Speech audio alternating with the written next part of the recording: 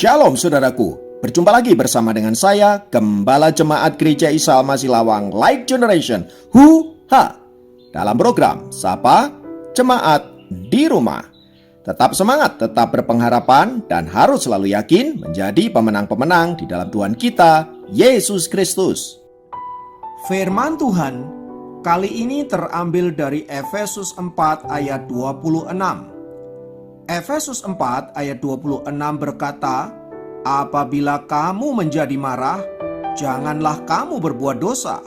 Janganlah matahari terbenam sebelum padam amarahmu." Saudara, ketika kita berbicara tentang kemarahan, ada banyak hal yang bisa membuat kita marah.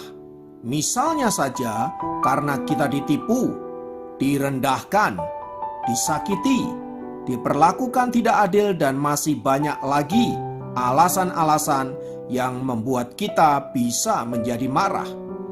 Itu bisa terjadi dalam hubungan pertemanan kita, keluarga kita, bahkan dengan orang yang tidak kita kenal sekalipun, misalnya di dunia medsos.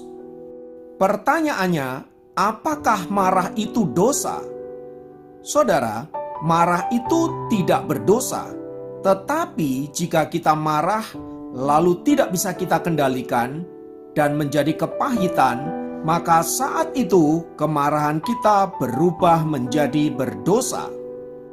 Ayat firman Tuhan yang kita baca di atas memberikan penjelasan tentang amarah.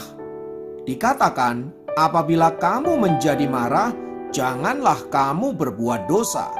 Janganlah matahari terbenam sebelum padam amarahmu. Tuhan mengajarkan dua hal dalam perkara ini. Pertama, kita boleh marah tetapi jangan berbuat dosa. Artinya, ketika kita marah terhadap perbuatan seseorang yang menyakiti kita, tetapi kita harus tetap mengasihi orangnya. Artinya, kita marah kepada perbuatannya, tetapi kepada orangnya kita harus tetap mengasihi. Mengapa demikian? Karena bisa jadi orang itu melakukan sesuatu kepada kita di luar kendalinya, atau ia sendiri sebenarnya tidak sadar bahwa dia sedang melakukan sesuatu yang salah kepada kita.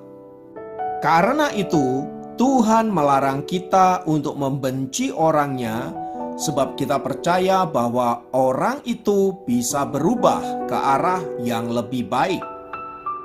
Apalagi bila ia melakukan sesuatu yang jahat kepada kita itu tanpa ia sengaja. Bukankah tidak adil bila kita membenci orangnya, sementara ia melakukan sesuatu yang ia sendiri tidak sengaja? Yang kedua, sikap marah perlu diungkapkan, tetapi harus dikendalikan dan harus segera dihentikan. Jangan terlalu lama disimpan, karena itu bisa berbahaya dan bisa menjadi sampah dalam hidup kita. Ada beberapa orang yang tampaknya tenang, seolah tidak terjadi apa-apa dalam dirinya, tetapi ternyata ia menyimpan kemarahan dan kepahitan begitu lama, bahkan bisa bertahun-tahun.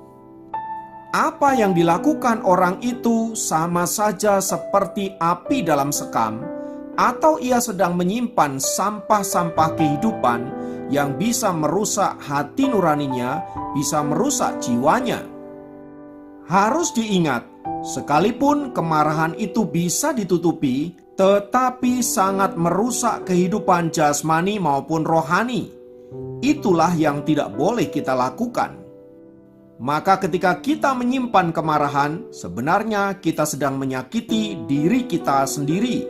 Sebab ketika kita menjadi marah, maka seluruh saraf-saraf dalam tubuh kita menjadi tegang, dan hormon-hormon negatif akan masuk ke dalam seluruh tubuh kita, sehingga bisa menyebabkan sakit penyakit bahkan kematian. Bahkan tanpa kita sadari, kemarahan dan sakit hati dapat merusak rohani kita. Alkitab memberikan contoh dari seorang yang bernama Kain yang marah karena iri hati kepada Habil adiknya. Kemarahan yang tidak bisa dikendalikan oleh Kain ini kemudian berubah menjadi tindakan dosa. Dan akibat dari dosa itu sendiri tentu akan melahirkan sebuah hukuman.